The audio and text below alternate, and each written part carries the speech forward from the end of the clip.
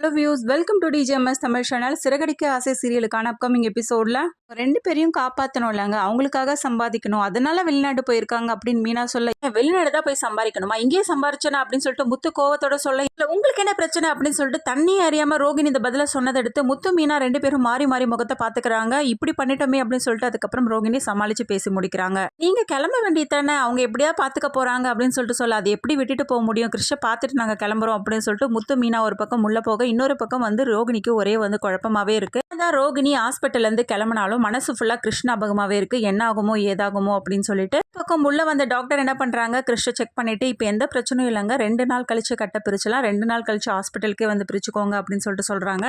இதை கேட்ட ரோகிணியோட அம்மா, சரிம்மா நான் 2 நாள் கழிச்சு வந்து பார்த்துக்கிறேன் அப்படின்னு சொல்லிட்டு சொல்ல, ஐயோ என்னம்மா நீங்கள் 2 நாள் கழிச்சு டாக்டர் வர சொல்லியிருக்காங்க, திரும்ப ஊருக்கு போயிட்டு வரணுமா, அதெல்லாம் ஒன்றும் தேவையில்லை, நம்ம வீட்லேயே வந்து தங்கிக்கோங்க அப்படின்னு சொல்லிட்டு 2 பேரும் வந்து கூப்பிடுறாங்க. இல்லைம்மா பரவாயில்ல இருக்கட்டும்மா, நீ சொன்னதே எனக்கு பெரிய விஷயமா இருந்துச்சு, பரவாயில்லம்மா நான் ஊருக்கு போயிட்டு வரேன், பார்த்துட்டு 2 நாள் கழிச்சு வரேன் அப்படின்னு சொன்னாலும் முத்து மீனா 2 பேரும் விடுறதா இல்லை. பரவாயில்லம்மா இங்கே வந்து தங்கிட்டு கிருஷ்ணுக்கு உடம்ப பார்த்துட்டு அதுக்கப்புறம் போங்க அப்படின்னு சொல்லிட்டு 2 பேரும் வற்புறுத்துறாங்க. யோசிச்சுக்கிட்டே ஒரு பக்கம் நிற்கிறாங்க. என்ன சொல்றது, ரோகிணிக்கு ஏதாவது பிரச்சனை ஆயிடுமோ அப்படின்னு சொல்லிட்டு நிற்கும் போது, என்னம்மா யோசனை, வாங்கம்மா போகலாம் அப்படின்னு சொல்லிட்டு கம்பல் பண்ணி கூட்டிட்டு போறாங்க. பக்கம் ரோகிணி வந்து கால் பண்ணி பார்க்குறாங்க. பக்கத்தில் முத்து மீனா 2 பேரும் இருக்கிறதுனால ஃபோனை எடுத்து பேசாமல் இருக்காங்க. அங்கே உள்ள வாங்க அப்படின்னு சொல்லிட்டு முத்து மீனா 2 பேரும் கிருஷியோட பாட்டியை கூட்டிட்டு வரதை பார்த்து ரோகிணி ரொம்பவே அதிர்ச்சியாகி போய் நிற்கிறாங்க.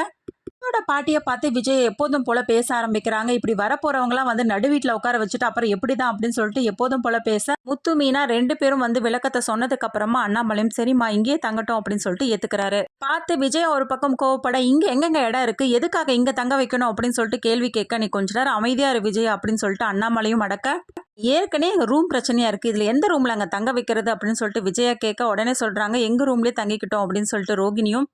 ரோகிணி முகத்தை எல்லாரும் பார்க்க ஆரம்பிக்கிறாங்க. உடனே ரோகிணியும் சொல்றாங்க, இல்ல சின்ன குழந்தையாச்சு, வெளியில எங்க தங்க வைக்கிறது, அதனால தான் என் ரூம்லயே தங்கிக்கணும்னு சொல்லிட்டு சொன்னேன் அப்படின்னு சொல்லிட்டு சொல்றாங்க. ரோகிணி அவங்க அம்மா கிருஷ் 2 பேரையும் ரூம்ல தங்க வைக்கிறாங்க. ஒரு பக்கம் ரோகிணி பேசுறதே முத்து வந்து யோசிச்சுக்கிட்டே வர, என்னாச்சுங்க ஏன் ஒரு மாதிரியே யோசிச்சுக்கிட்டே இருக்கீங்கன்னு சொல்லிட்டு கேட்க, நீ ஒரு விஷயம் நோட் பண்ணியா மீனா அப்படின்னு சொல்லிட்டு முத்துவும் பேச, எந்த விஷயத்த பத்தி சொல்றீங்க அப்படின்னு மீனாவும் கேட்க, நீ ஒரு விஷயம் நோட் பண்ணியா மீனா, எப்பவுமே அந்த பார்லர் அம்மா ரூமுக்காக எப்படிலாம் சண்டை போடும், இன்னைக்கு பாத்தியா கிருஷ்ணுக்குன்னு ரூமை ஓகேன்னு சொல்லிடுச்சு அப்படின்னு சொல்லிட்டு சொல்றதை கேட்ட உடனே மீனாவும் சொல்றாங்க, ஏங்க அவங்க தான் சொன்னாங்கல்ல குழந்தைக்காக ஏதோ விட்டு கொடுத்துருப்பாங்க, உங்களுக்கு எல்லாத்துலேயுமே சந்தேகம் தானே அப்படின்னு சொல்லிட்டு மீனாவும் பேச, மீனா உனக்கு ஒண்ணுமே புரிய மாட்டேங்குது அப்படின்னு சொல்லிட்டு முத்துவும் சொல்றாரு. பக்கம் ரோகிணியை பார்த்த விஜய் எப்போதும் போல அவங்கள பத்தி கழுவி கழுவி ஊத்த, ரோகிணியும் எப்படியோ பொறுத்துக்கிட்டு அதை கேட்க, உடனே ஒரு குழந்தையோட வந்துடுறாங்க. கையில குழந்தை வேற, இது வேற எந்த பொறப்போ தெரியலையே அப்படின்னு சொல்றதை கேட்டு ரோகிணி, போதும் நிறுத்துங்க ஆண்டி அப்படின்னு தன்னை அறியாமலே வாயை விட, என்னாச்சு ரோகிணி ஏன் இவ்வளோ கோவப்படுற அப்படின்னு சொல்லிட்டு கேட்க, ஐயோ அது ஒன்றும் இல்லை ஆண்டி, எதுக்கு ஒரு குழந்தைய பற்றி நம்ம தப்பாக பேசணும், உன் மனசு அப்படி நல்ல விதமாக பேசுகிறமா, சரி விடுமா நம்ம பார்த்துக்கலாம் அப்படின்னு சொல்லிட்டு விஜயம் அமைதி ஆகுறாங்க. வீட்டுக்கு வந்த கிருஷ் என்ன பண்ணுறாங்க, கண்கட் அவுக்கல்னாலும் வாய்ஸை கண்டுபிடிக்கிறாங்க. இது ரோகிணியோட வாய்ஸ், இது அத்தியோட வாய்ஸ் மாதிரி இருக்கு அப்படின்னு சொல்லிட்டு பாட்டிக்கிட்ட சொல்ல ஆரம்பிக்கிறாங்க. எல்லாரும் இருக்கும்போது ரோகிணியோட வாய்ஸை கேட்டு அத்தன்னு சொல்கிறான்னு சொல்லிட்டு எல்லாரும் கேட்கறத பார்த்து ரோகிணி அம்மா சமாளிக்க ஆரம்பிக்கிறாங்க.